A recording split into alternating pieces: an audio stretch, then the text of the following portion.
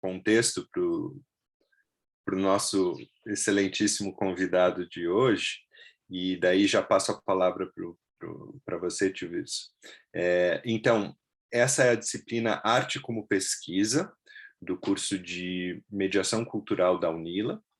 O curso de Mediação Cultural está passando por um período de mudança curricular, e essa disciplina Arte como Pesquisa é uma das disciplinas novas, do currículo novo do curso.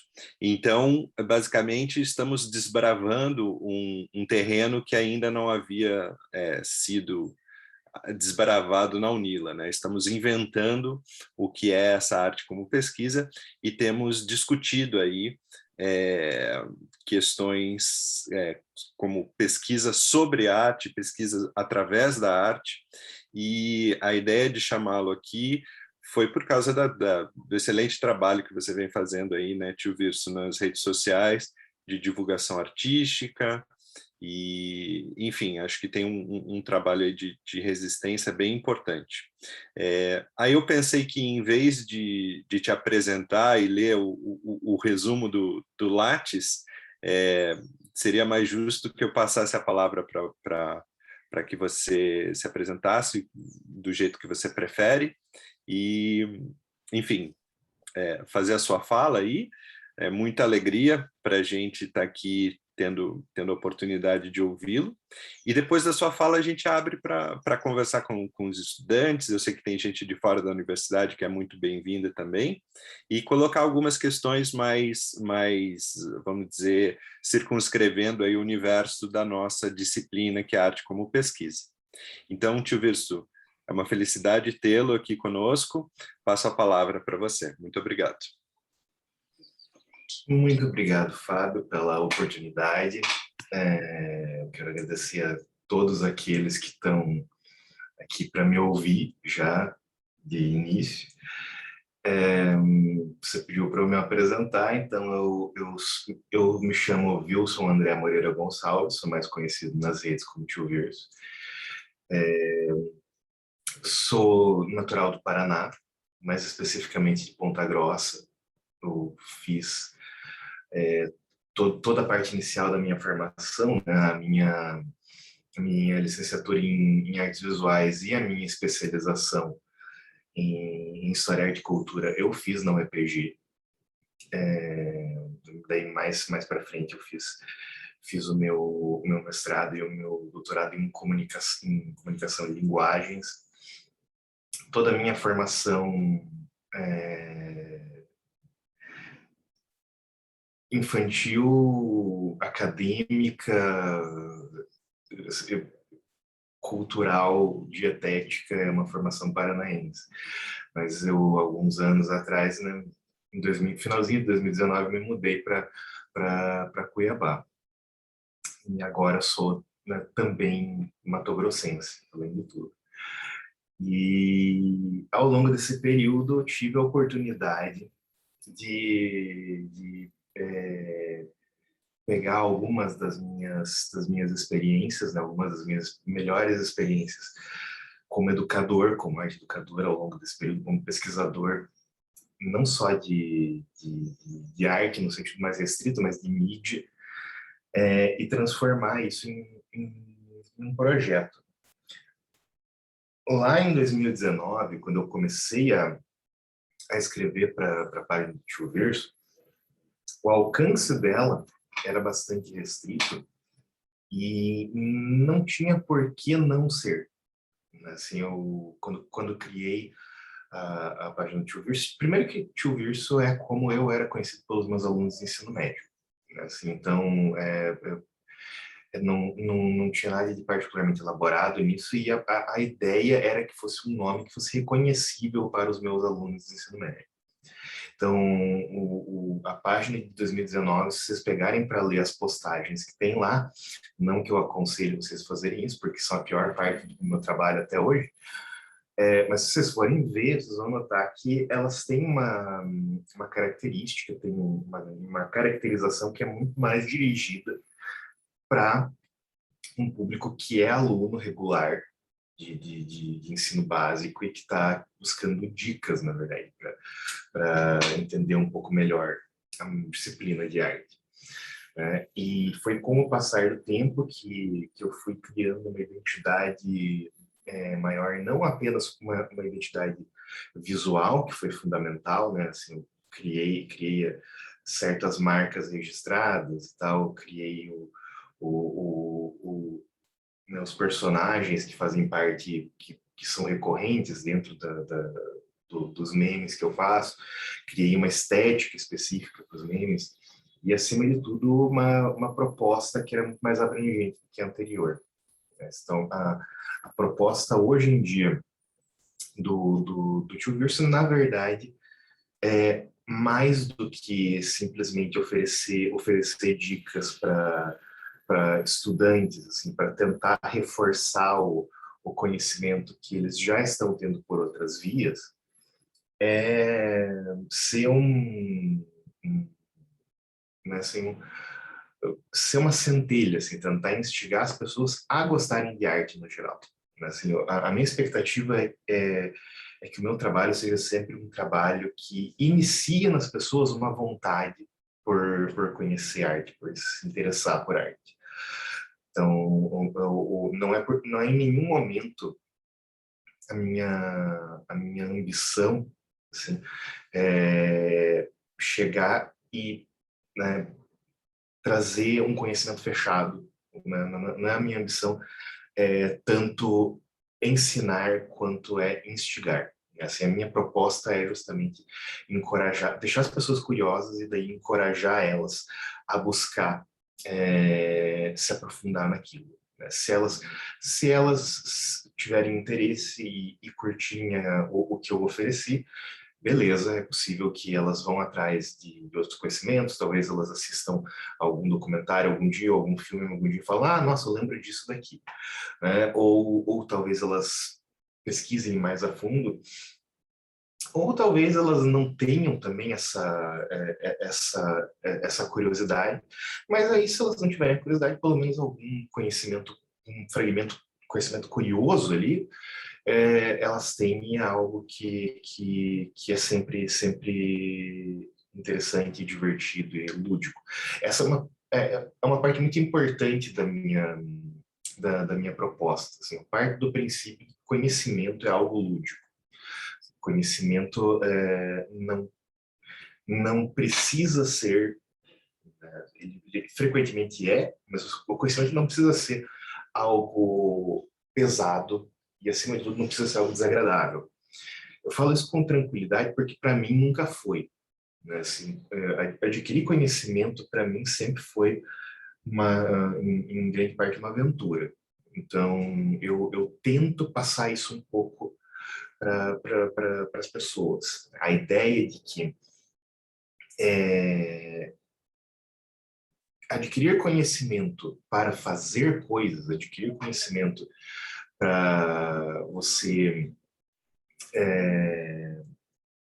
produzir coisas, criar coisas, adquirir conhecimento que vai ser útil para você, de um ponto de vista prático, de um ponto de vista operacional, é muito bom, é algo que é excelente.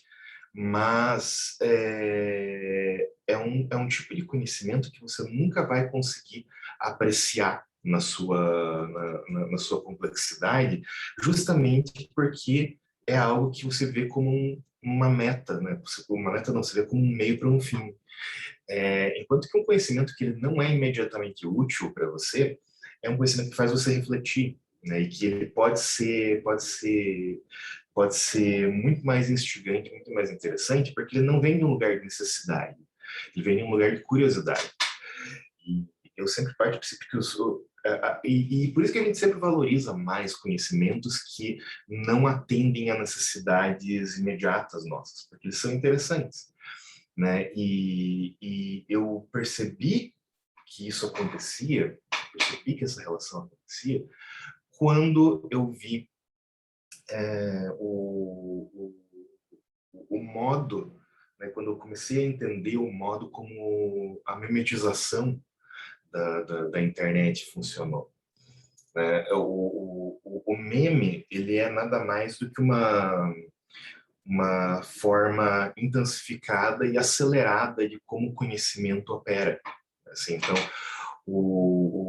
quando você olha, né, para qualquer forma de conhecimento, historicamente, você tem um estágio que envolve conhecer algo superficialmente, assim, travar o primeiro contato com alguma coisa, fazer perguntas, se aprofundar naquilo, dominar aquele conhecimento e, eventualmente, parodiar aquele conhecimento de alguma forma, porque o sinal de que alguma coisa foi abraçada pela cultura é esse, né? É quando você se sente à vontade para tirar sarro com ela.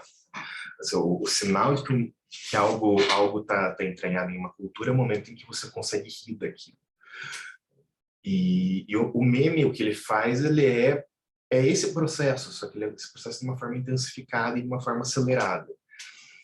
E o meme, ele chama muito a atenção para como nós, justamente por ele ser tão rápido e ser tão intenso, ele chama muita atenção para como nós modelamos a cultura, né? Assim, como nós modelamos a cultura por uma coisa que é completamente espontânea, né? Assim, de acumulação e de processamento, de passar as coisas adiante e de estar ao mesmo tempo falando sobre várias coisas. Isso movimenta o meme, né? Faz com que o meme esteja em toda parte, faz com que ele caminhe tão rápido.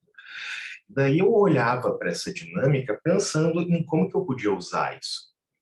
De que maneira que eu posso sequestrar, né, o meme e colocar ele aos meus propósitos. E a ideia sempre foi, ok, eu preciso chamar a atenção das pessoas.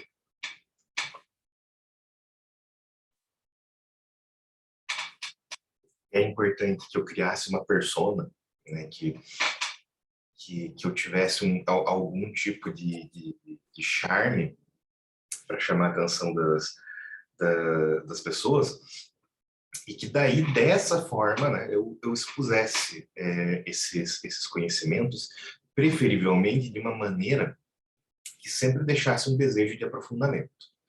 Então, eu sirvo o conhecimento em doses pequenas, não só porque é o que ali um conjuntinho de 10 fotos permite, mas porque a ideia é encorajar as pessoas a se aprofundarem, se assim elas quiserem. E claro, né, fazer isso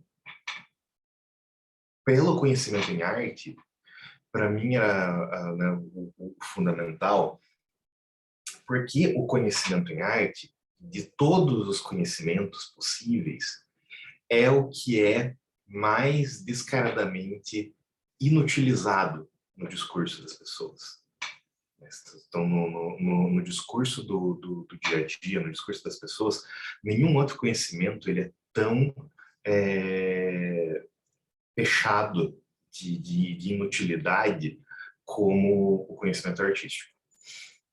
Então, inclusive porque até para muitas pessoas não sequer existe conhecimento artístico, né? A arte não chega a ser nem sequer uma unidade produtora de conhecimento. Assim, e é algo que é interessante porque você observa isso em pessoas de outras áreas, que são pessoas que produzem conhecimento de outras áreas, que muitas vezes elas não conseguem observar as artes como produtoras de conhecimento. Então, você tem, né, dentro do próprio campo científico, você tem um preconceito muito grande com a capacidade da arte de produzir conhecimento. Existe uma descrença muito grande com relação às artes. E para mim, né, era importante mostrar como a arte produz conhecimento, mas também mostrar isso com toda a peculiaridade da arte.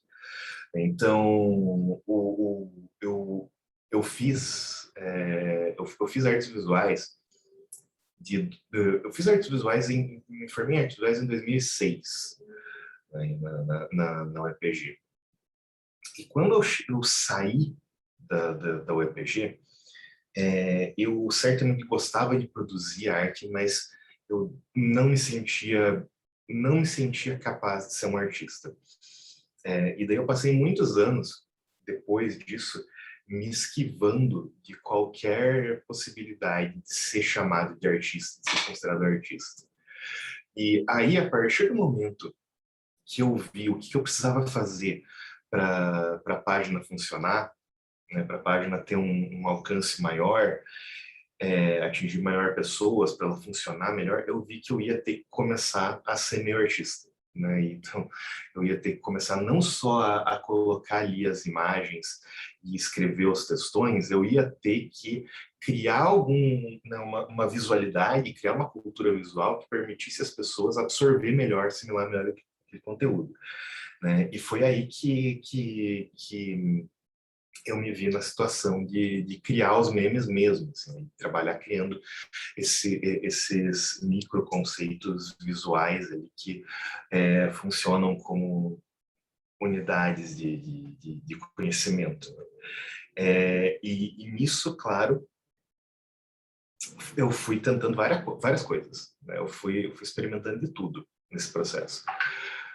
Ok, né? Eu já vi logo no começo, né, que eu fazia os posts ali que tinham as imagens só, e daí texto, as pessoas gostavam, mas era algo limitado para um certo grupo de pessoas. Era algo que atingia um grupo pequeno de pessoas, porque as pessoas não tinham paciência para ler tudo. Né? Então existe isso, né? Assim, porque você fazer o textão na internet é a pior coisa possível, porque você tá espantando dois eleitorados quando você faz textão na internet.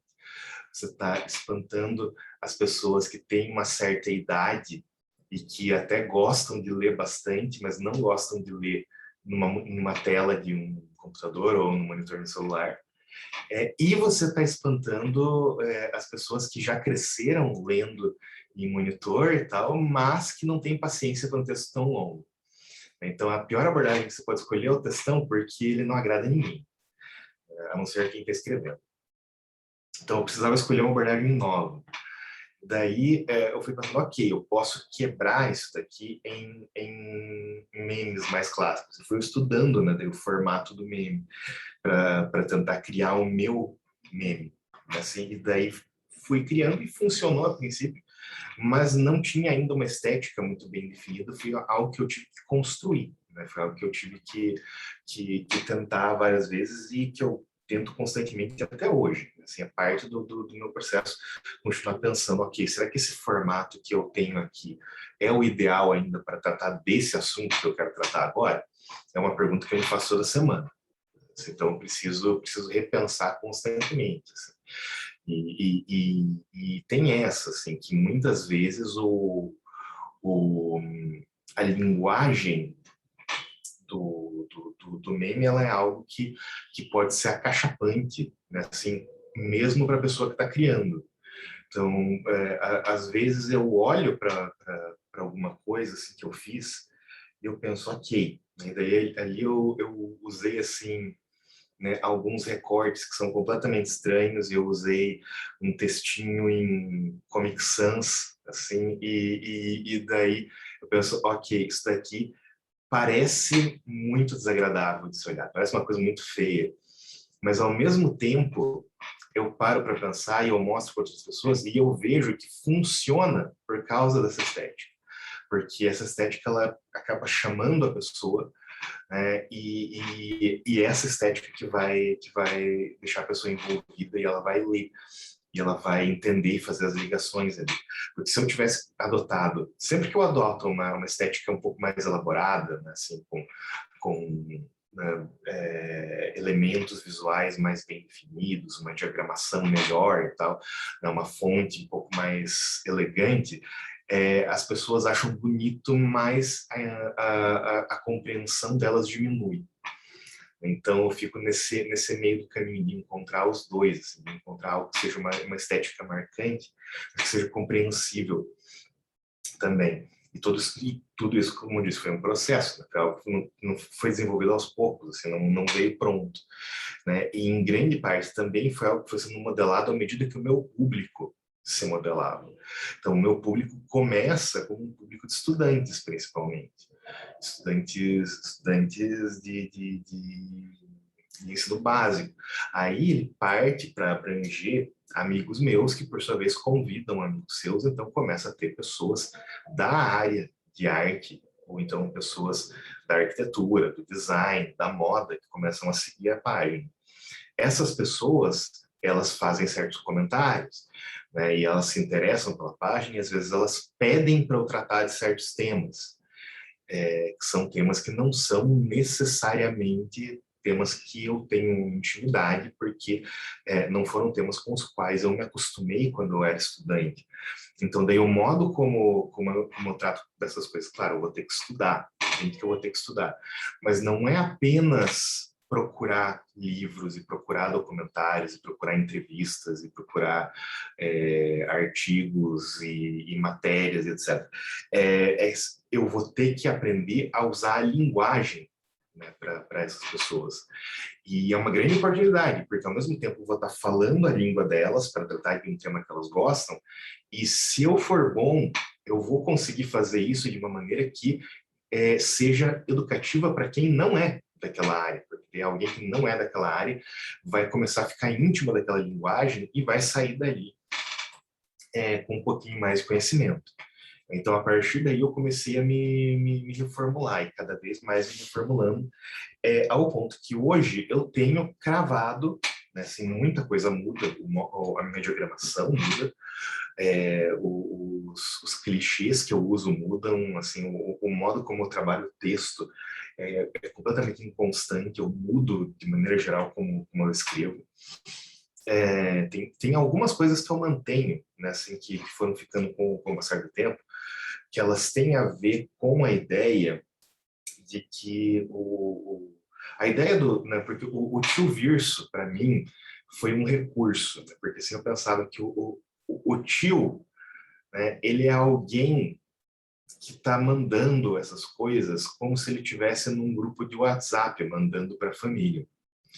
Assim, então, quando ele manda essas informações, ele está mandando elas de uma forma que vai ser certamente chamativa. Ela vai ser uma forma muito berrante e espalhafatosa. Então, isso é parte do que eu espero que seja. Daí, por causa disso, eu vou sempre falar de certos temas de uma maneira muito bombástica. Assim. Então, eu uso exagero, eu uso muita metáfora, eu uso metáforas que são completamente absurdas. Assim, eu faço uso de uma linguagem que ela é uma linguagem hiperbólica.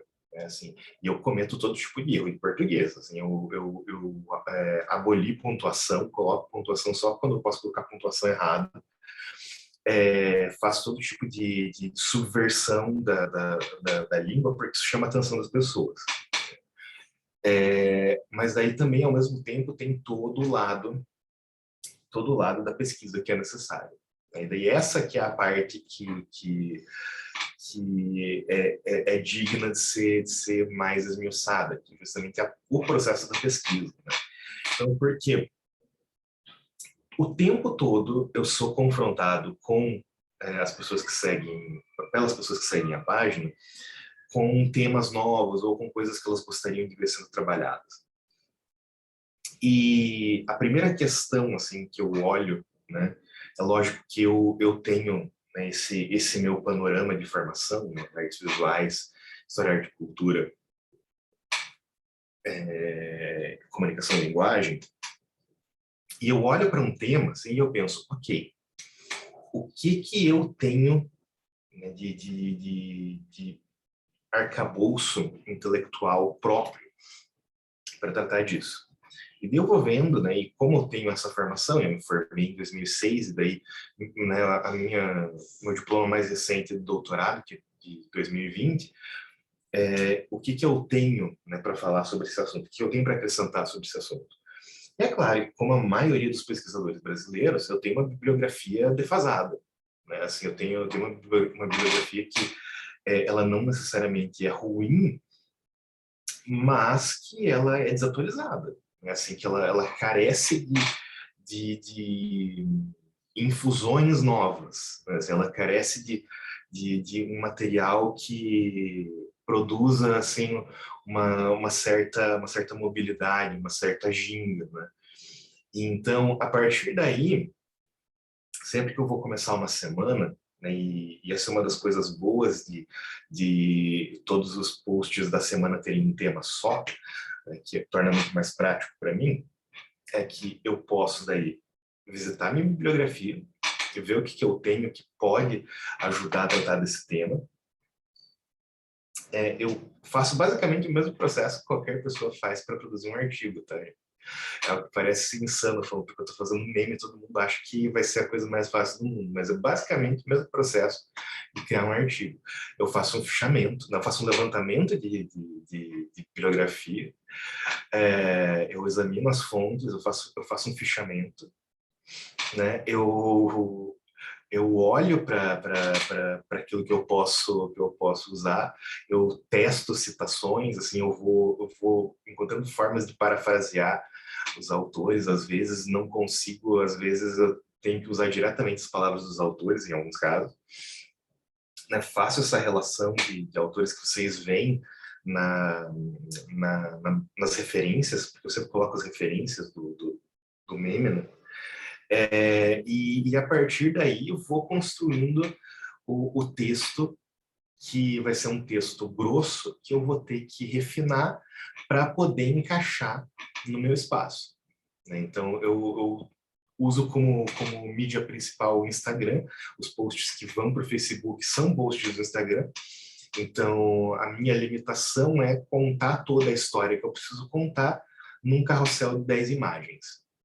E daí, esse carrossel de 10 imagens, eu tenho que falar tudo que eu preciso.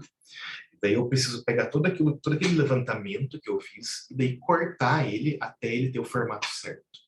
Né? Que daí é um processo de edição. Né? Assim, eu falo que eu faço um trabalho assim, digamos que a princípio, é um trabalho de adição pesada e depois de subtração pesada. Porque eu passo um bom tempo empilhando coisas que eu posso utilizar e que eu acho que vão fazer sentido, que vão ser legais, que vão enriquecer aquela discussão. E daí, depois que isso tá pronto, aí é a hora de burilar e tirar tudo que eu posso para aquilo caber num espaço pequeno. E daí, é claro, a partir daí, eu tenho que diagramar e isso vai envolver escolher as imagens. Né? Eu ao longo desses 2 anos, aprendi a usar os melhores recursos possíveis para as imagens que eu quero, né? Seja buscando no Google Arts and Culture, seja buscando na Web Gallery of Art, seja buscando nas páginas dos próprios museus, seja buscando em bases de dados de imagens, tipo o Warburg da USP, assim, e sempre tentando buscar as melhores imagens, né? Porque eu não gosto, nunca gostei de dar aula de arte usando imagens de segunda mão. Assim, então eu gosto de pegar imagens de qualidade para utilizar, nem sempre é possível, às vezes as que estão disponíveis são só imagens de qualidade média para baixo, e acabo utilizando essas. E passo um bom tempo, assim, recortando elas e vendo como é que eu vou conseguir encaixar elas de uma forma chamativa, né, para ir encaixando elas ali no, no meu conteúdo, né? Monto ali o primeiro card sempre da forma mais extravagante possível, né? Escolho as imagens mais gritantes e coloco algum texto ali que é bem clickbait, é bem para chamar a atenção das pessoas mesmo, e chamar elas para ler. E vou trabalhando a partir daqui, né? E daí chega a hora de jogar pro público e esperar as respostas, né? E daí essa é a parte mais interessante, porque é ali que você vê, né, se o que você pretendia fazer teve um impacto positivo. Nem sempre tem. E essa é a parte que você precisa aprender a lidar, porque eu acho que qualquer professor no mundo é capaz de se identificar com a sensação de dar uma aula que você achava que estava perfeitamente ok, que ela é perfeitamente funcional, e os alunos não entenderem o que você falou. Isso acho que é uma sensação que todo professor já teve, né? Então, isso acontece também. E o contrário também, né, tio? Aquela sensação de, putz, hoje não falei nada com nada, e os alunos vêm e falam, nossa, foi super boa a aula. Quer dizer, tem o inverso, as duas coisas acontecem. Isso também acontece. Isso aconteceu também de alguns dos meus trabalhos, assim, que eu tenho mais vergonha. Eu penso, nossa, isso aqui faltou pesquisa, não tem estilo, não tem nada. E daí as pessoas, nossa, adorei isso daqui. Tá? Porque é muito subjetivo. Você acessa coisas assim que são interesses das pessoas sem notar muito bem, né? Você está trabalhando meio que às cegas, no final das contas. Especialmente no remoto.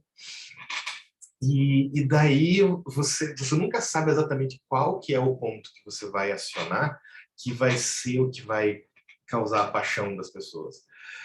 Não existe uma fórmula, né? Assim, então, o máximo que eu consegui criar nesses 2 anos foi criar um sistema que eu considero ok e funcional para mim, e que eu acho que produz um bom conteúdo, mas você não tem garantia nenhuma de que ou as pessoas vão te entender, né, ou que as pessoas vão ter os mesmos gostos que você. É completamente caótica essa parte. E você tem que aprender a deixar isso pro público, que é a parte mais difícil, né? Você esquecer um pouco que aquilo é algo seu e entender que é algo que você fez para as pessoas. Então, isso e daí, é claro, né, tem um esforço imenso da minha parte nesse sentido de não fornecer informações sem base, né? Não fornecer informações que são, né, aí que provenientes de lugar algum. Ser criterioso com o que eu coloco, né? Assim, colocar de uma forma criteriosa também. Né? Assim, tentar produzir um conteúdo que, acima de tudo, não seja um conteúdo preconceituoso, né? Que seja um conteúdo tão inclusivo quanto possível. Tudo isso faz parte das minhas preocupações. Né? E daí chega lá no final, aí que eu vou ver se deu certo. Né? Se teve uma conexão com as pessoas. Tem dias que sim, tem dias que não. Assim, até o momento teve mais dias que sim do que dias que não, mas é sempre uma surpresa. Tio Virso, eu tenho uma série de perguntas para fazer, mas eu também quero que a palavra circule aí para os nossos estudantes, tal. Eu queria só te dar um feedback que eu entrei no Virso Verso através do podcast, do VirsoCast. Então, é curioso que um trabalho, né, como das artes visuais, principalmente, tenha me chamado através do VirsoCast e tem uma coisa lá que tenho saudades, que é o Falou, Valeu, do final dos episódios, assim, uma coisa que um tempo estava nos memes também. Mas eu anotei aqui pelo menos 3 questões, daí passo a bola para você e depois para os estudantes. Uma primeira questão, que é mais uma curiosidade, tem a ver com como você tem uma recorrência num tema que é super presente na história da arte, que é a sexualidade, né? Então, como tem, sei lá, a semana da bunda, a semana do saco, os peitões, enfim, tem uma série de conteúdos que abordam, né, a sexualidade e o corpo profundamente. Queria que você falasse um pouquinho se é um tema de sucesso e por isso que você explora tanto, se é uma obsessão pessoal, enfim, como que você localiza essa temática. A segunda pergunta tem a ver mais com puxar a bola aqui para o nosso curso de mediação cultural. Se você, como que você enxerga o teu papel, né, de comunicador nas redes, tal, como furar a bolha, né? Se você enxerga que tem um papel de mediação no que você faz, no sentido de, lógico, você falou da dimensão pedagógica, né, de que tem primeiro essas dicas para estudante de ensino médio, mas eu estou pensando aqui que, bom, pelas questões algorítmicas, pelas questões ideológicas, a gente acaba se fechando em bolhas, né? Todas as pessoas, cada uma na sua bolha, com muito pouco contato, né? E se você pensa que o teu trabalho, de alguma maneira, aborda essa questão de furar a bolha. E, por último, deixei a mais cascuda das perguntas que eu queria fazer, que é se você entende que a história da arte, de alguma maneira, funciona como um instrumento colonizador, né? E eu vejo o teu esforço em propor bibliografias, propor olhares que saiam dos cânones, né? E aí, enfim, a gente pode citar o aí, eu sei que é um dos que você mais bate nos seus memes, mas refletir assim, como que a gente pode pensar de um ponto de vista historiográfico ou enfim, como que a gente problematiza esse lugar da arte como colonização, né? Como instrumento de colonização. Obrigado. Muito bem. Começando pela pergunta do sexo. Então, eu parto do princípio, e isso era algo que era uma constante na minha graduação, e era algo que já era tema, né, numa turma de faculdade, né, numa turma de presumidos adultos, assim, em 2004, 2005, 2006, as pessoas, quando vão estudar arte, quando vão estudar história da arte de uma forma mais ampla, elas ficam encantadas pela sexualidade, do modo como ela é exposta, por uma razão muito simples, né? É porque a arte, ela é o único recanto da nossa realidade civilizacional, no qual você pode tratar de sexo abertamente, né? Assim, então, o sexo ele é exorcizado de todos os outros aspectos da vida, estudantil, profissional, pessoal. Você pode falar de sexo abertamente apenas na arte, né? E você pode ter acesso ao corpo apenas na arte. E existe uma desnaturalização do corpo no dia a dia. As pessoas têm medo, as pessoas têm vergonha do corpo. E aí é uma série de questões, né, que vão desde uma culpa cristã, né, assim, que é relacionada ao corpo como ele até assim uma falta que gera uma falta de intimidade e um estranhamento em geral, assim, né, eu sempre falo assim, que as pessoas elas criam tabus com relação ao corpo porque o corpo é o que lembra elas que elas são animais, né? Assim, então, por isso que as pessoas elas ficam chocadas com a visão de uma estátua nua, pelo mesmo motivo que elas ficam chocadas quando elas estão numa sala e alguém peida na sala, né? Assim, porque é um lembrete de que você é um ser humano, é um lembrete que você é uma criatura, né? É orgânico. Então, assim, as pessoas se sentem incomodadas por esse lembrete de que elas são corpos vivos, que emitem fluidos e tudo mais. E isso é algo que, parte de mim, existe um desejo muito forte de provocar essa sensação, assim, esse incômodo, né? Parte de mim se sente muito satisfeita de deixar as pessoas incomodadas com o assunto, mas parte de mim também entende que a maioria das pessoas vão rir junto, e parte de mim entende que é uma temática meio que inescapável, né? Assim, o, a base da arte euro-americana é a arte greco-romana, né? E a arte greco-romana como um todo, a base dela é o nu.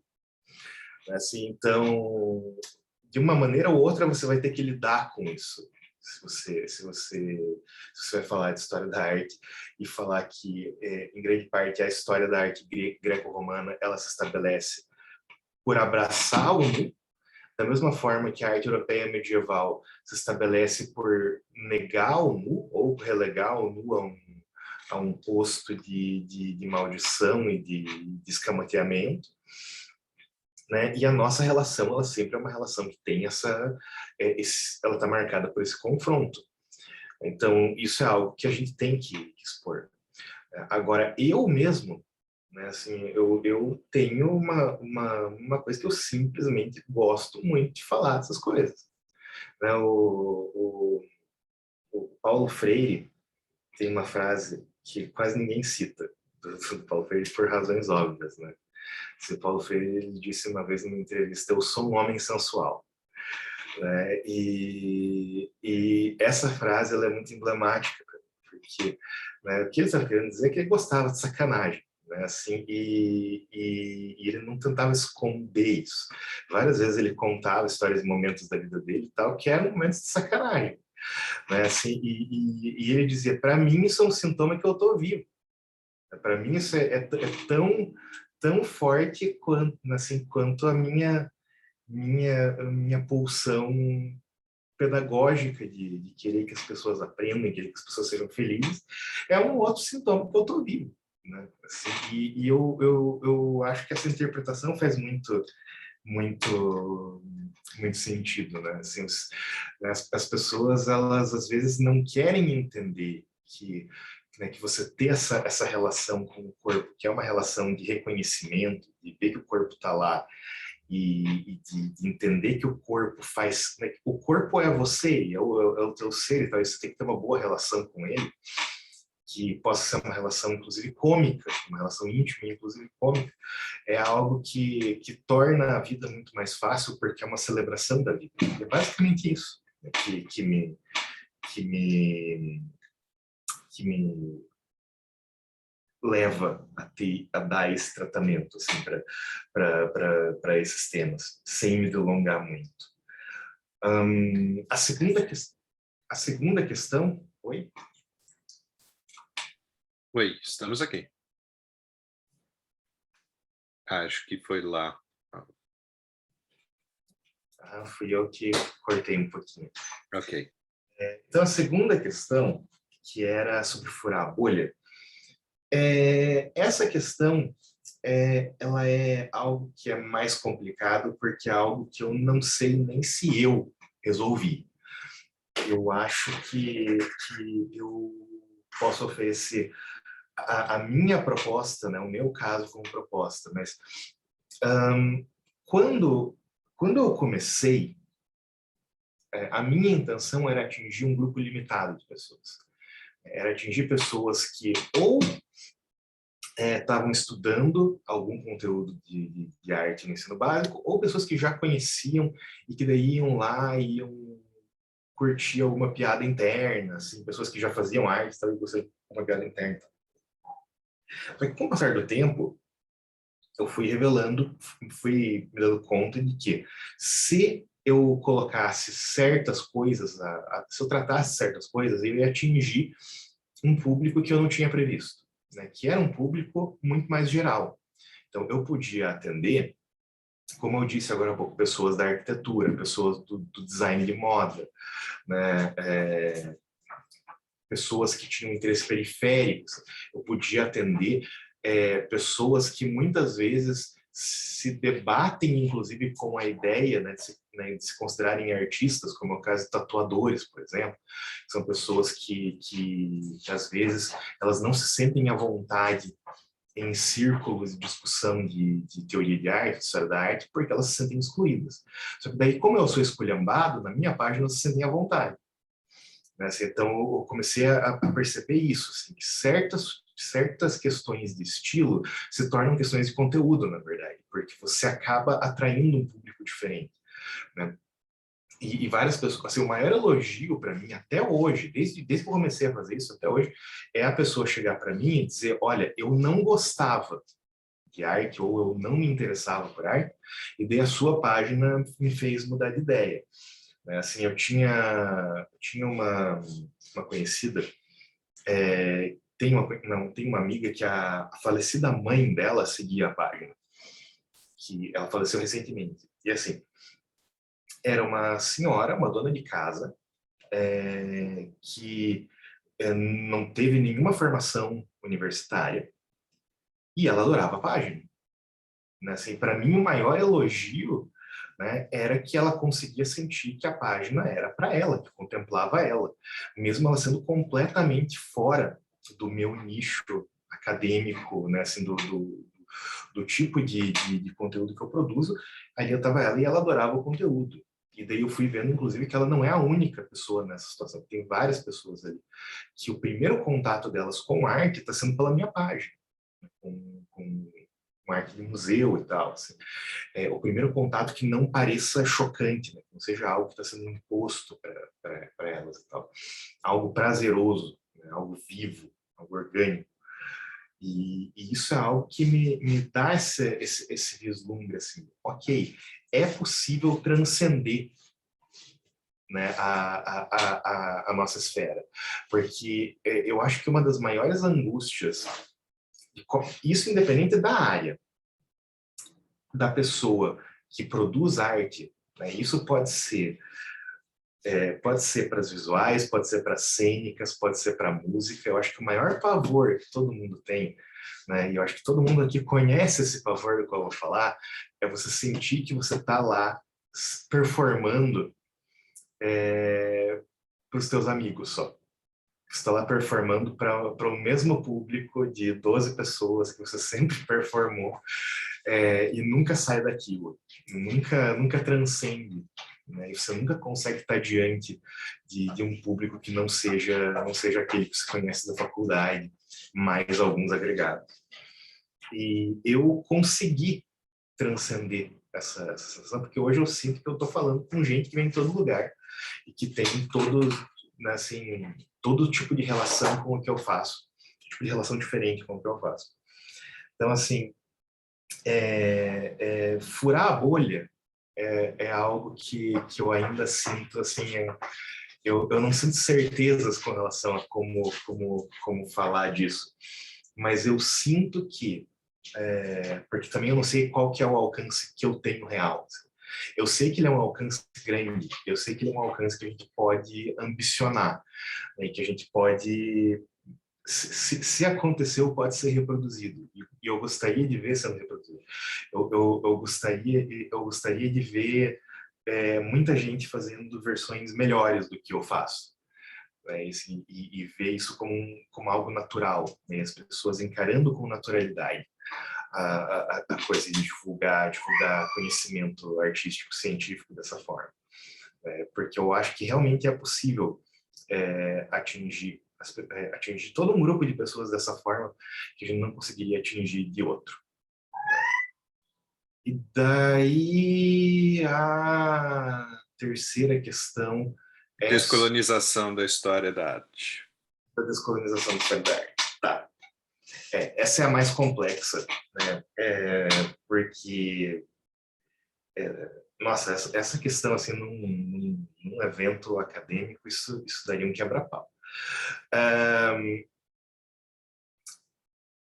Não há como negar, assim, eu falo isso sempre para as pessoas que fazem os meus cursos e tal, não há como negar que a arte, tanto a arte quanto a história da arte, foram usadas como instrumentos colonizadores, foram usadas como ferramentas de colonização. Dito isso, não dá para a gente singularizar a arte e a história da arte por terem feito isso. Porque a colonização, ela se utilizou de várias coisas. Ela se utiliza ainda de várias coisas. Só para começo de conversa, a coisa que a colonização mais utiliza é comida. Não tem nada assim que seja uma ferramenta mais ativa da colonização que comida. Assim, o modo como você altera, né, assim, a coisa mais básica a respeito de você alterar o modo como as pessoas vivem e colonizar o corpo delas é através da própria alimentação. Né? Assim, você coloniza a visão das pessoas, o ouvido das pessoas, a mente das pessoas, mas antes você começa colonizando a boca delas. É uma coisa muito interessante que acontece aí. E é claro que a arte e a história elas não são limpas dessa característica colonizadora. Né? Para mim, então, e veja bem que eu não tenho uma resposta definitiva. Né? Eu não sei se é possível falar de uma forma descolonizada da arte, de uma forma real, de uma forma efetiva. Eu não sei se é possível fazer isso. O que eu faço é que eu tento fazer isso. Então, para mim é uma questão sempre, e é um ponto assim é um ponto crucial na minha abordagem. Para mim é importante isso sempre na minha abordagem. Quantas pessoas disseram isso? Quantas pessoas falaram desse assunto? E daí entender, ok, e dessas pessoas que falaram desse assunto, quantas delas são brasileiras? Né? Quantas delas são mulheres? Quantas delas são negras? Quantas delas são indígenas? Quantos nomes eu tô trabalhando aqui né, para falar da arte né, de um certo lugar do mundo, que são efetivamente pessoas daquele lugar do mundo que estão falando? Tudo isso é bem importante para mim. E nem sempre é possível, claro, porque a minha bibliografia é limitada. Né? Então, muitas vezes eu me vejo numa situação em que eu trato dos temas sem ter acesso a esse ideal, né? Esse ideal de bibliografia, algo que sempre me perturba, né? Algo que sempre me deixa incomodado. Né? Eu certamente, quando dou a minha aula de barroco brasileiro, e eu tenho que usar um autor estadunidense para falar de barroco brasileiro, porque aquele autor em específico entra em minúcias que autores brasileiros não entram, né? Porque daí tem coisas que ele fala que eu preciso utilizar. É claro que eu acho isso desconfortável, mas eu acho que o próprio fato de eu achar desconfortável já indica que eu estou tentando criar uma abordagem que não é colonizada. Então, isso é uma coisa que eu gosto de passar para os alunos, assim, seria interessante passar para essa galera que está assistindo, que descolonizar um conteúdo é um processo, não é algo que acontece de uma hora para outra. Né? Assim, você não vai se sentir limpo, assim, né? Não se sentir assim, livre de influências eurocêntricas de uma hora para outra.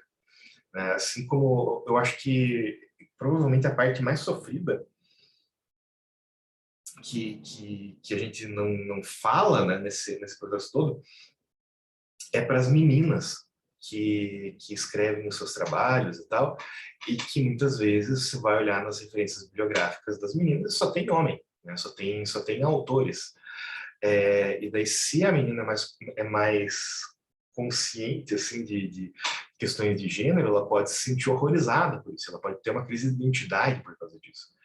Né? Mas eu acho importante entender que é um processo, porque para que ela possa conhecer autoras, ela tem que estar exposta a essas autoras na academia, tem que ter esses livros na biblioteca da universidade, ela tem que ter acesso, talvez, a blogs que façam resenhas desses livros em português.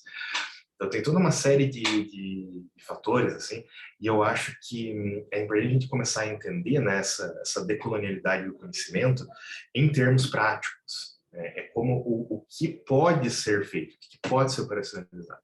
E eu valorizo muito, como eu disse, essa visão mais ampla. Mas, para mim, ela tem que ser compreendida dentro do horizonte do possível. Assim, então, dentro da universidade, especialmente, né, às vezes os recursos que os alunos têm para se abrir dessa forma. É claro que hoje em dia o pessoal usa PDF, né, você tem todo tipo toda uma série de aberturas, mas mesmo assim né, não é ou ainda o cenário mais ideal para uma pesquisa que escapa dessa visão de mundo colonizado. Mas ela com certeza está muito melhor do que antes. Assim, em poucos anos, eu vi ela se tornar muito melhor do que ela era na época que eu me formei. Na verdade, eu vou mais longe, ela é muito melhor do que ela era 5 anos atrás. Assim, ela melhorou exponencialmente. E eu acho que não dá para negar que houve essa melhora bibliográfica, e eu me sinto bem empolgado, na verdade, olhando para ela e vendo como que ela caminhou. Tem um trabalho editorial também, né? Porque os livros têm que ser publicados, enfim, eventualmente traduzidos, dependendo. O português é uma língua. A gente tem aqui também pessoas hispanohablantes que até têm uma bibliografia maior, né, em espanhol, mas em português é uma língua mais difícil de circulação por causa do mercado editorial mesmo, né? Tem isso. Eu queria abrir para o pessoal que está aí. Renan já fez uma contribuição ali no chat. Acredito que o humor é um elo muito forte na internet para chamar atenção para vários assuntos. Muita gente vai para a internet para rir um pouco e dar uma esparecida de suas próprias vidas e de assuntos mais sérios que já são ditos de forma séria na maior parte das vezes. Acho que dá para destacar aí na sua página o papel do humor, né, tio? Sim, eu tive uma proposta inicial, assim. Então, a primeira coisa que eu pensei, ok, eu vou ser engraçado. A primeira coisa que eu pensei, o Tio Verso tem que ser engraçado. Aí eu pensei, putz, mas tem coisa que não dá para ser engraçado quando você fala. Não, então eu pensei, o Tio Verso tem que ser instigante, né, assim, e na medida do possível engraçado. E é bem isso que o Renan falou. As pessoas, elas vão para a internet frequentemente para escapar, né? Assim, a internet, ela é uma forma de escapismo. Daí, muito do que eu faço é o seguinte, né? Ah, tá, ok. As pessoas vão para a internet para procurar vídeo de gatinho, para procurar, né, procurar um meme engraçado, para procurar, hoje em dia, o fenômeno é o TikTok, né? E daí eu pensei, ok, como é que eu posso cooptar esses recursos, né, e transformar eles em algo que, a princípio, né, escamoteadamente, vai ser conhecimento. E, e, e para mim, na verdade, a grande descoberta foi que não era uma questão de enfiar conhecimento no meme, mas que era de memetizar o conhecimento. São duas posturas diferentes, né? Porque eu já vi muita gente enfiando conhecimento no meme, não funciona. Né? Assim, o meme simplesmente não fica chamativo, não tem apelo, né? Mas era uma coisa de transformar o conhecimento em meme. Daí isso funcionou para mim, né? Assim, e criar uma linguagem, tornar aquilo expressivo, e tornar aquilo chamativo. E vez ou outra conseguir fazer as pessoas rirem. Né? Assim, então, o riso, ele é um lubrificante social, né? Assim, o riso, ele torna, assim, a qualquer forma de entrada facilitada. Assim. Então, você tem a pessoa ali que ela não gosta de arte, talvez ela vá ver porque ela acha que vai ser engraçado. A pessoa que gosta de arte, mas que não está com muita disposição para discutir, talvez ela se sinta mais à vontade porque tem a risada. E assim por diante. Tem a pessoa que já vai atrás de risada e, de repente, né, assim, esse é um tipo de comentário muito comum, né, que eu recebo, que é: eu vim aqui para dar risada e aprendi alguma coisa. Então, isso, eu acho que o humor, ele é fundamental. Assim, a gente tem, às vezes, um certo desprezo pelo humor, né? Porque a gente considera o humor algo menor. Assim, o humor é uma forma menor de narrativa para a maioria das pessoas, né? Porque o humor, ele é considerado inculto, ou ele é considerado destrambelhado, né? Ele é considerado uma forma de narrativa que é até prejudicial, assim, pela irreverência que tem.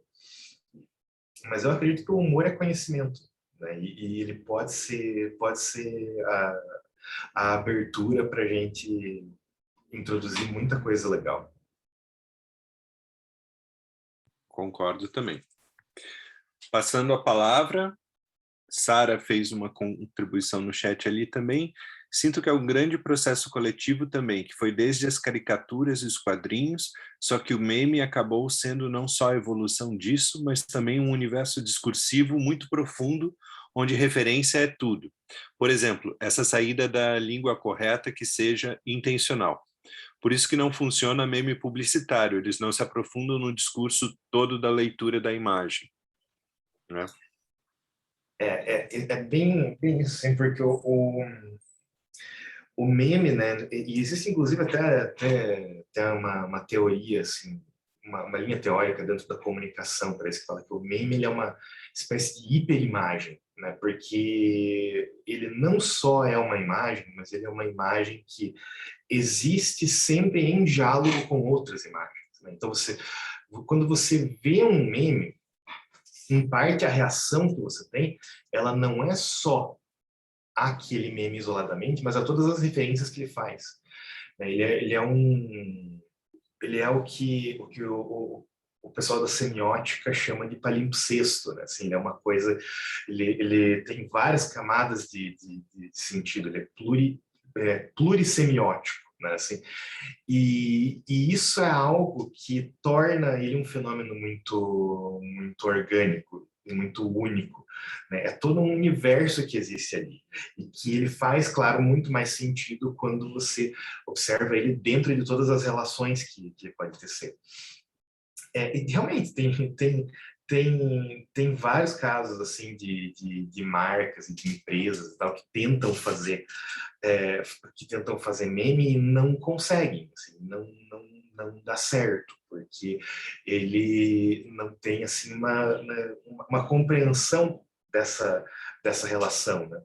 Assim, um caso de meme publicitário que eu gosto bastante e que eu acho que funcionou muito bem na época e que vai mostrar a minha idade já, é que lá nos 2015, 2014, 2015, a página da Prefeitura de Curitiba virou a página da Prefs.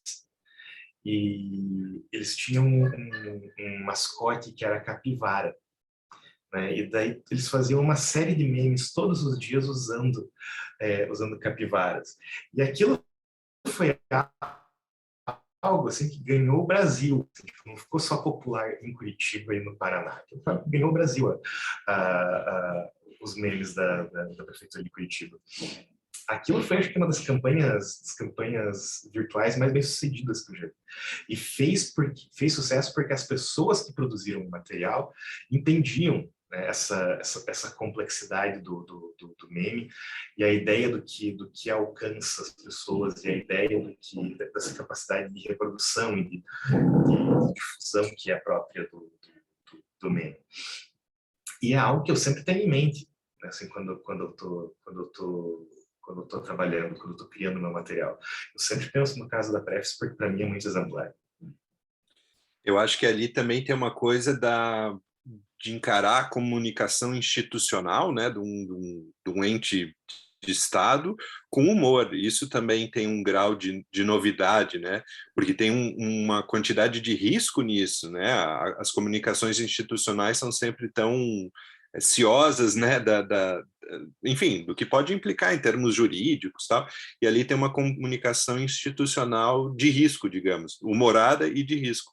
E lembrando que uma das pessoas da equipe é o Álvaro Borba, né, que hoje é o cabeça aí do Meteoro Brasil, né, um canal muito importante no jornalismo alternativo. Hein?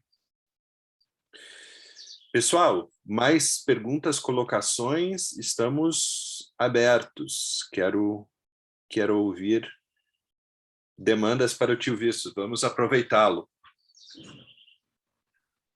Se não, eu tenho as minhas aqui, mas não quero ser eu a só fazer as perguntas.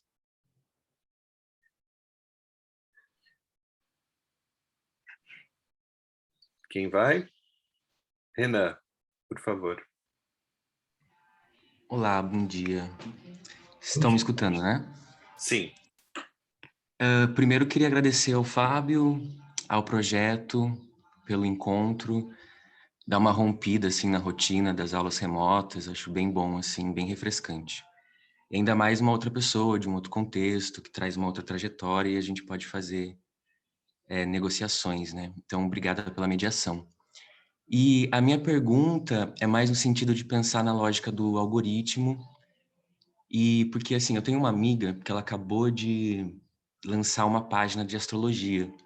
E a gente conversa muito sobre alcance, sobre os tipos de conteúdo que dão mais certo, aqueles que não dão tão certo. E a gente chegou a essa conclusão bastante notória de que quando você dinamiza a linguagem, e quando você se utiliza do meme, de fato, o alcance é muito maior do que quando ela faz um textão com termos mais técnicos da astrologia, que se aprofundam um pouco mais em alguns aspectos ali de um conhecimento e tal.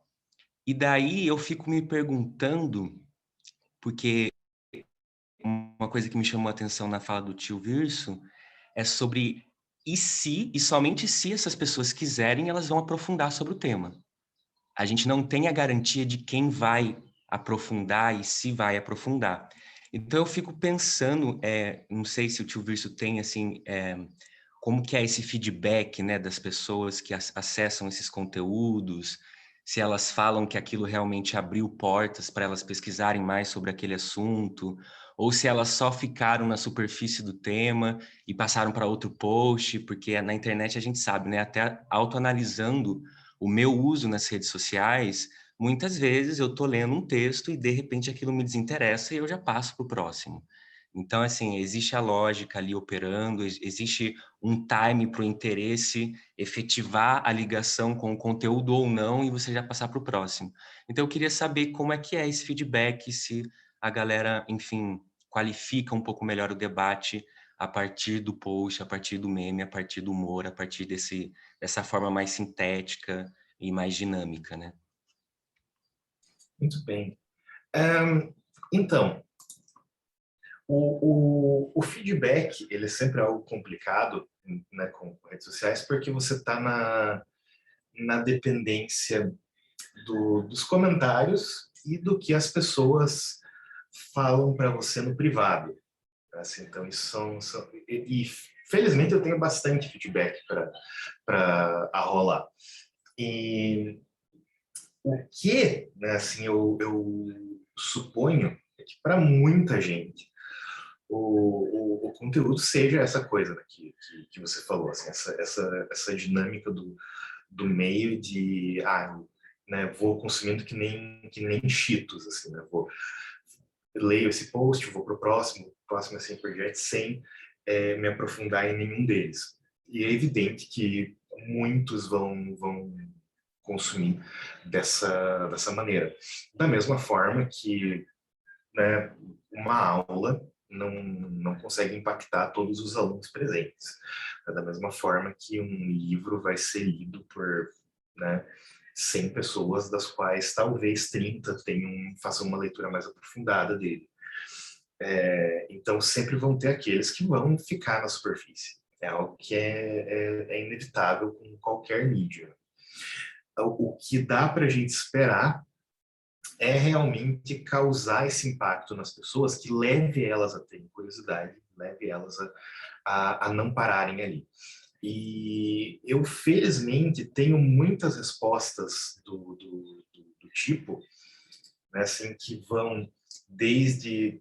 recentemente começaram a aparecer algumas pessoas que dizem que gostariam de criar páginas também, que, né, assim, que dizendo que a página inspirou elas, mas que elas não sabem como fazer e tal. Mas o interesse existe, claramente. Existem muitas pessoas que me pedem referências bibliográficas adicionais no privado, ou às vezes na própria seção de comentários. Assim, existem muitas pessoas que se dispõem a debater essas questões mais a fundo nos comentários. Né? Assim, as pessoas elas têm um envolvimento que, a meu ver, tem sido mais favorecedor de uma continuidade do debate do que de uma estagnação. Mas só um pouquinho, está fazendo muito barulho aqui.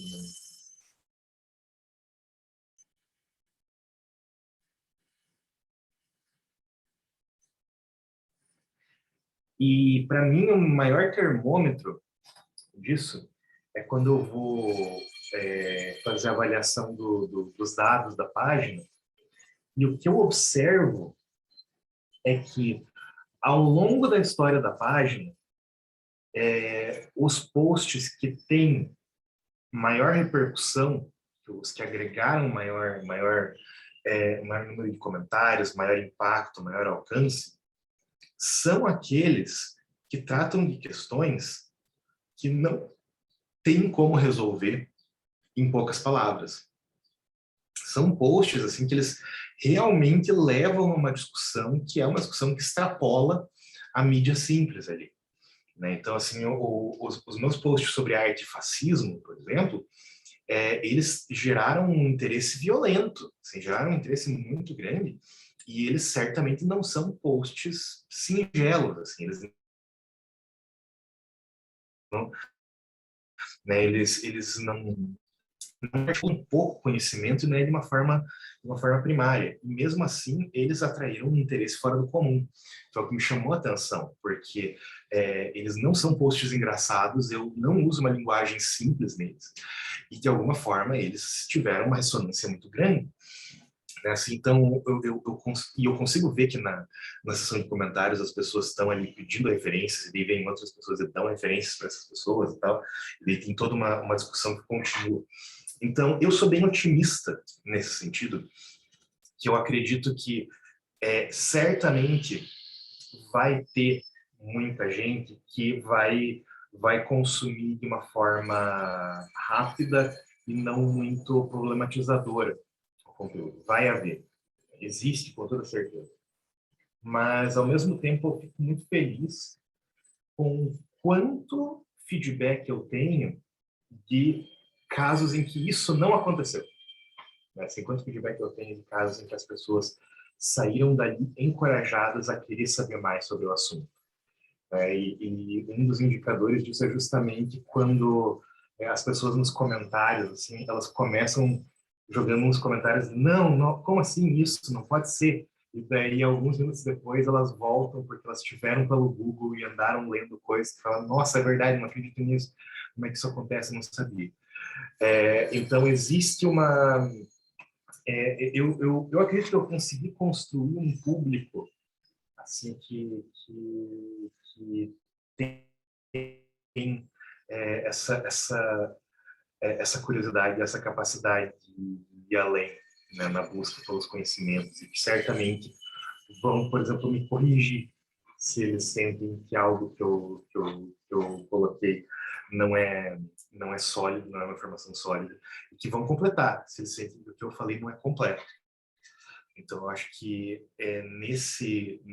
ao longo desse tempo a gente construiu uma relação bem sólida de exploração, né, nesse sentido. Legal, ótima resposta. Pessoal, quem mais vai? Tem uma coisa que você falou, Tio Virso, sobre você não se sentir capaz de ser chamado de artista, né, de assumir para si.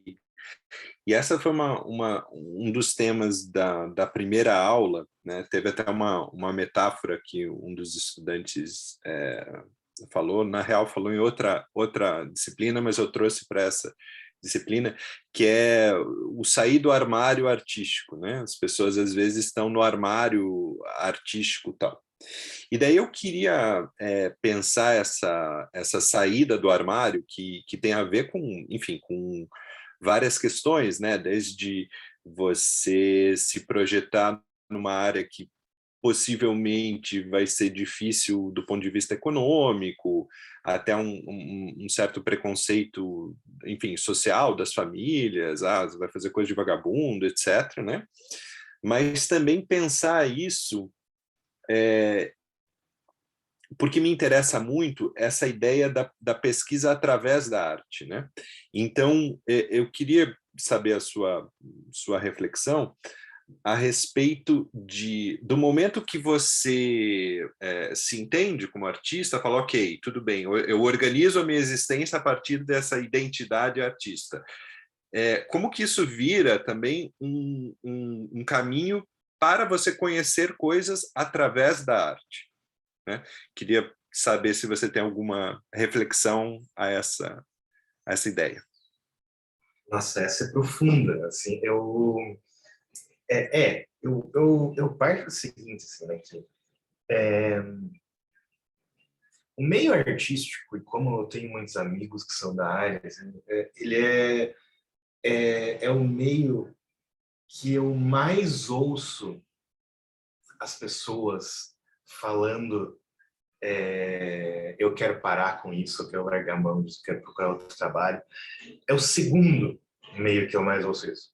Porque eu fiz o meu ensino médio, eu fiz junto com um curso técnico em informática. Então, eu conheço também muita gente que trabalha com TI. Então, as únicas pessoas que eu conheço que mais falam em abandonar a carreira, que não são pessoas de arte, são as pessoas do TI. Assim, que tem... né, porque e são as mesmas reclamações. Não tem emprego bom, não tem salário bom, né, é muito estressante, a gente passa o dia inteiro fazendo um monte de coisa. Tal. É o mesma natureza de reclamação e a gente definitivamente não esperaria de dois setores tão diferentes. Assim. Mas é o mesmo caso. Então, eu vejo assim que para as pessoas que são já da área de arte, a coisa mais difícil do mundo é migrar para outra área, justamente porque deixa uma marca muito indelével no modo como você percebe o mundo.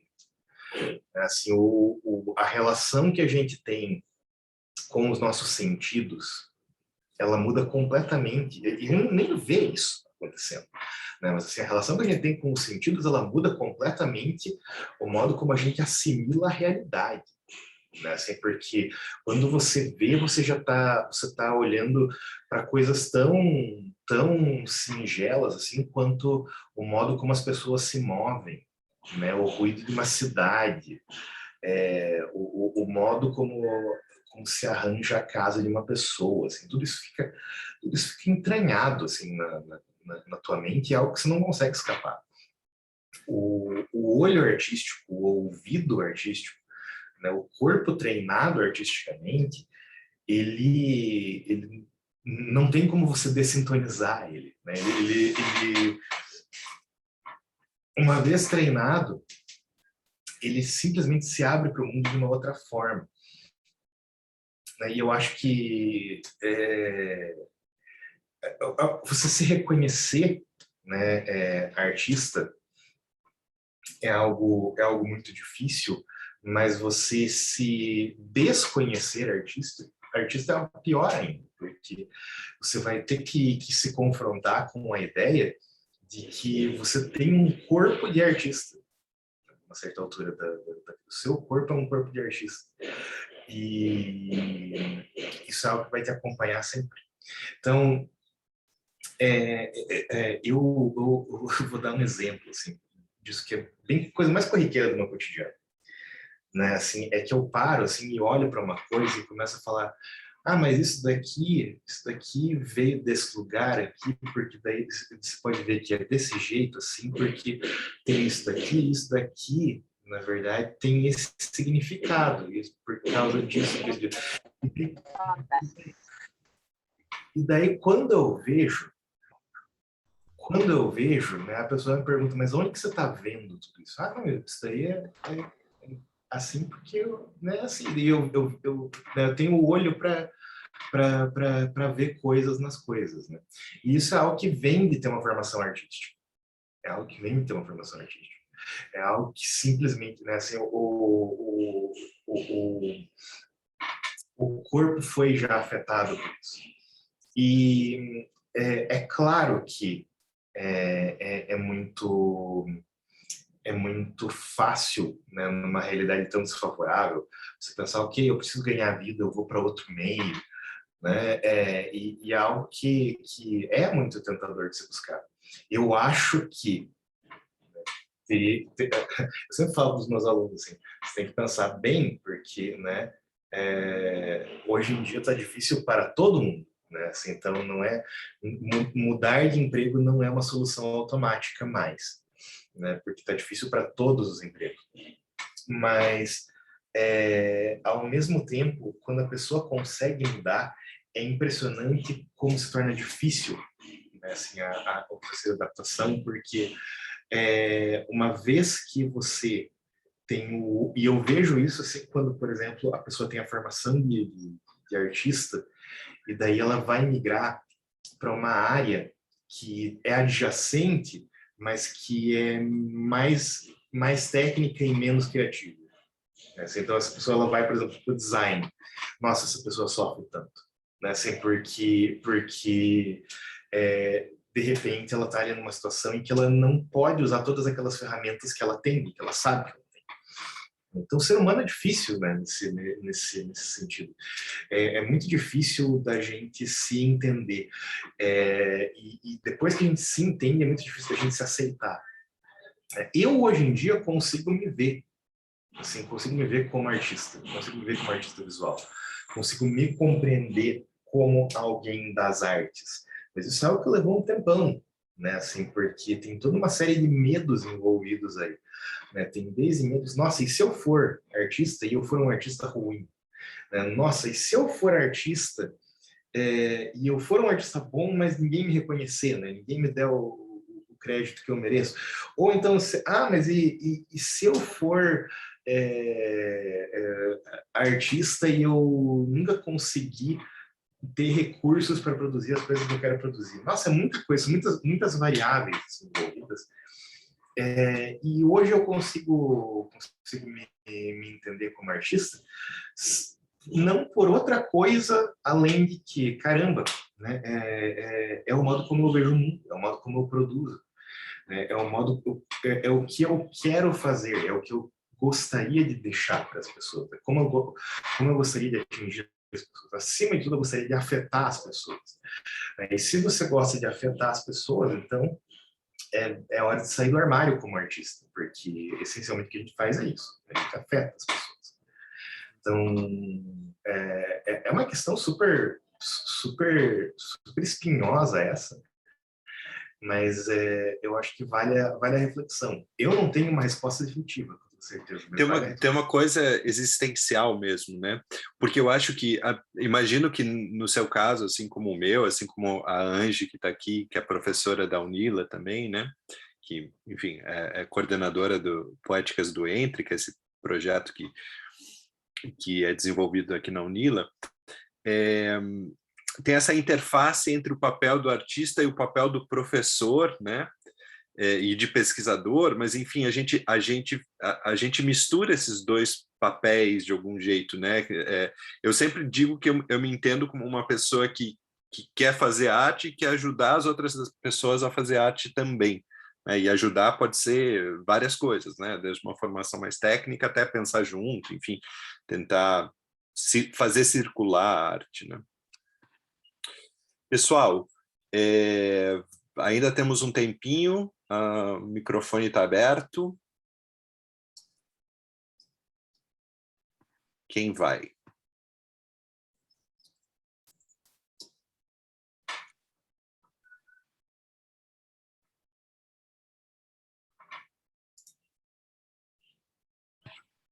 Eu posso? Claro que pode. Tio Virso, eu queria agradecer muitíssimo pela sua fala, por ter aceitado o convite. Eu sou fã, assim, para mim seu trabalho é uma grande inspiração de democratização mesmo, né? De um projeto horizontal. Para nós é uma grande referência o percurso que você tem feito. Me senti muito, muito, muito presenteada com a sua fala sobre o corpo, porque sou professora das artes cênicas, das práticas corporais, e recebo muitas questões assim, eu sou das artes visuais, eu não trabalho com corpo, eu não crio a partir do corpo, ou eu sou escritora, né, eu escrevo, então não tem nada a ver com o corpo. E essa relação, né, da exposição do corpo a partir das artes visuais e desses lugares de tabu, como a sexualidade, são, assim, trabalhos urgentes, né, numa sociedade que nos afasta do corpo, que não nos convida a conhecer o próprio corpo e a reconhecer os saberes do próprio corpo. E isso tem a ver, essa minha pergunta, ela é um pouco difícil de ser feita, porque esse afastamento do corpo, junto com um desmonte imenso da área das artes, né? A gente está vivendo um período em que o corpo, mais uma vez, é um tabu, assim, isso vem sendo reforçado, principalmente por um levante das bancadas ligadas à religião, né? Essa distância do corpo, a distância sobre o tema de gênero, por exemplo, um reforço ao preconceito, né, das diversas existências possíveis corporais. E a minha pergunta em relação a corpo e a arte é como é que você tem visto ou imaginado estratégias de futuro para esse campo das artes, né? Pensando numa catástrofe, né, de uma série de desmontes nas artes, mas nas artes e na educação, e numa educação que está olhando para as corporeidades diversas. Como é que nesse momento a gente pode imaginar um futuro diferente? Como é que nesse momento tão grave a gente pode coletivamente imaginar um futuro distinto do que esse que se apresenta agora? Eu sou, nesse momento, muito pessimista em relação a esse futuro, muito preocupada, e tenho tentado pedir ajuda de diversas formas aos colegas de área nesse sentido. Como é que a gente imagina um horizonte distinto do que se apresenta e como que a gente caminha juntos em direção a ele? Então, essa é a minha pergunta para ti.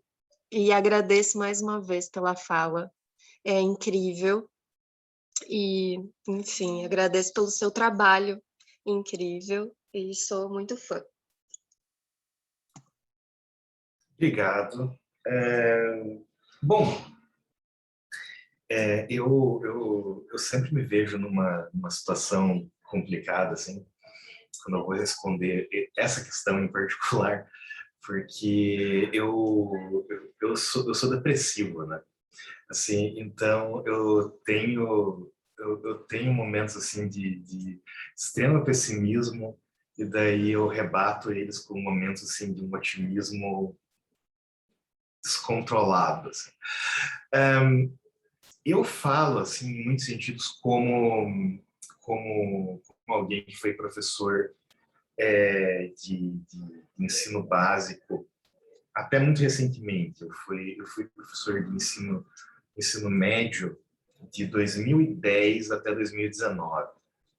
E eu vi uma coisa muito interessante se materializando nessa última geração que foi a escola, que muito provavelmente vai ser a próxima geração do ensino superior, já está sendo, se tiver dado tudo certo.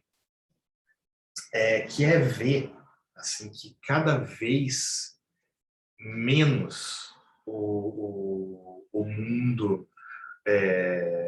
dos jovens quer se conformar ao mundo tal como ele é.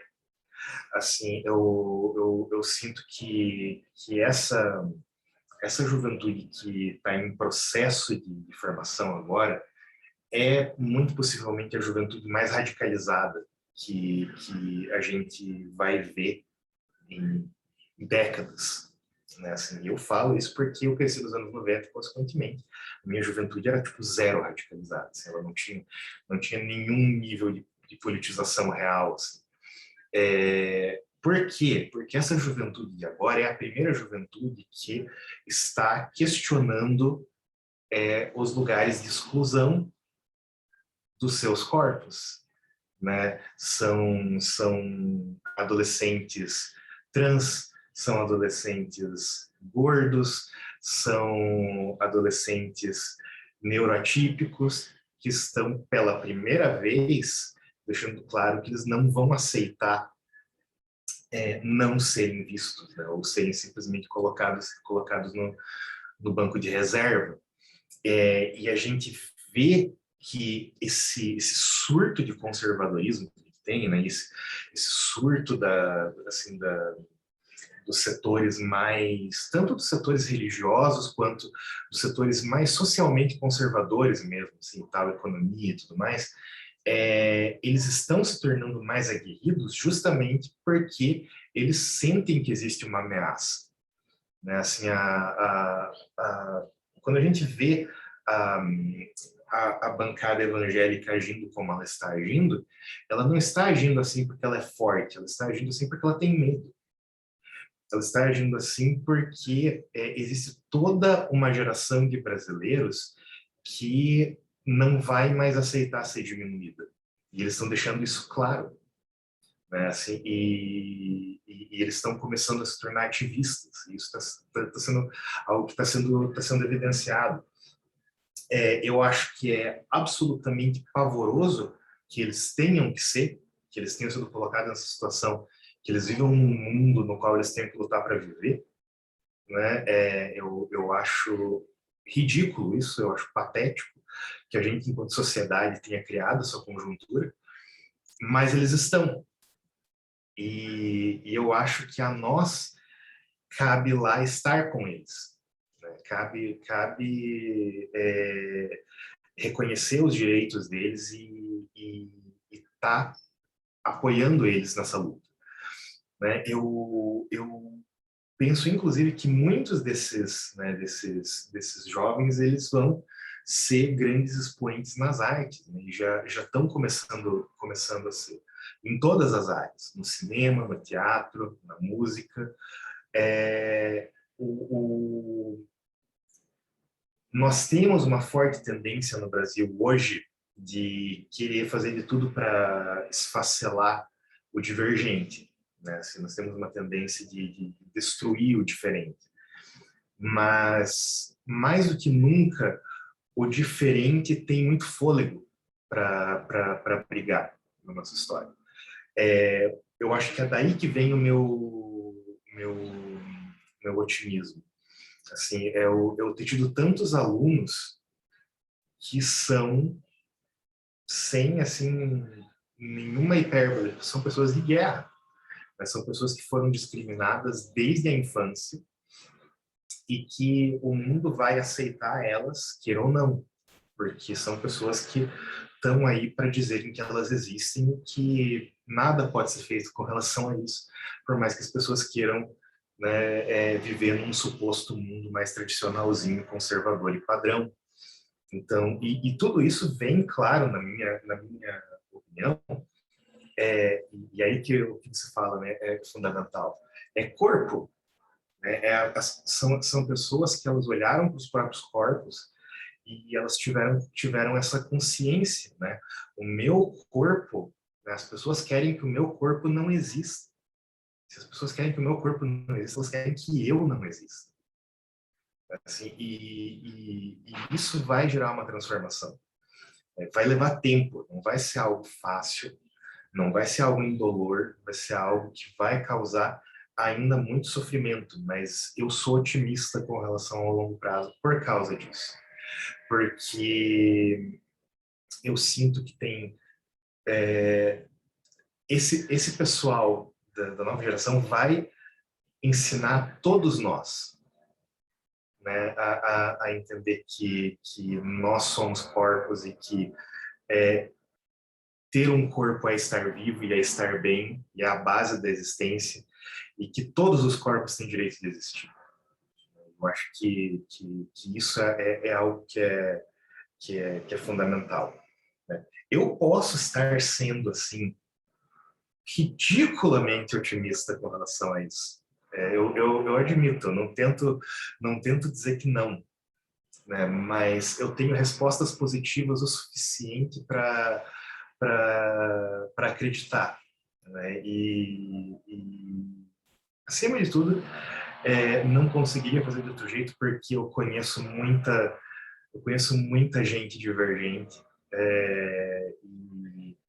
e eu sinto orgulho demais dessas pessoas para não me sentir otimista, entende? Assim, eu quero muito honrar, sabe, a força pessoal que esses indivíduos que eu conheço têm. Então, assim, não é para eu chorar aqui, porra. E é isso, sabe? Para mim, a saída, né? A saída é não se apequenar, né? Assim, diante dessa ameaça, né? Assim, então, de tempos em tempos, assim, as pessoas me perguntam, às vezes, assim, nossa, mas algumas das coisas que você posta e tal, você, né, nunca foi censurado pelo Instagram e tal. Assim, então, a propósito, eu já fui, mas não pelos motivos que as pessoas normalmente acham que eu fui. Eu já fui censurado por causa da pintura lá do Courbet da Origem do Mundo. Eu fui censurado por causa das pinturas. Mas eu nunca fui censurado por razões políticas, embora já tenha sido denunciado. Eu vi as denúncias, mas eu nunca cheguei a ser tirado do ar, qualquer coisa do gênero. E eu acho que é continuar provocando, né? Assim, continuar provocando e atraindo as pessoas, né, para esse mundo. Eu acredito mesmo que aproximar as pessoas da arte é algo que afasta elas do esgoto, né? Assim, afasta elas do esgoto ideológico. Assim, eu acho que é um trabalho que é mais do que algo legal, é algo importante de se fazer agora. Maravilha. Notas positivas para o final do encontro sempre são bem-vindas. A gente sai com uma sensação para cima, né? Pessoal, quem tiver algo que falar, fale agora ou cale-se para sempre. Dou-lhe uma, dou-lhe duas, dou-lhe três. Então, tio Virso, gostaria de agradecer mais uma vez, em nome do projeto Poéticas do Entre, em nome da disciplina Arte como Pesquisa. A gente segue aqui na fronteira, né, no nosso contexto unileiro, que é um contexto de muita troca cultural, né, muita fluência, muita circulação. E já fica aqui o convite para eventuais retornos no futuro, que tenho certeza que essa conversa sempre tem eco, né, em outros contextos aí, enfim, vai ser sempre bem-vindo aqui, tá? Vamos ver se a gente arma algumas coisas para o futuro. Muito obrigado. Eu que agradeço o convite, espero ser convidado de novo. Foi uma experiência ótima. E é isso, né? Um beijo grande para todos vocês. Valeu. Obrigado, então, tio Virso. Então, pessoal da disciplina, para a próxima aula a gente vai fazer aquelas discussões que eu falei.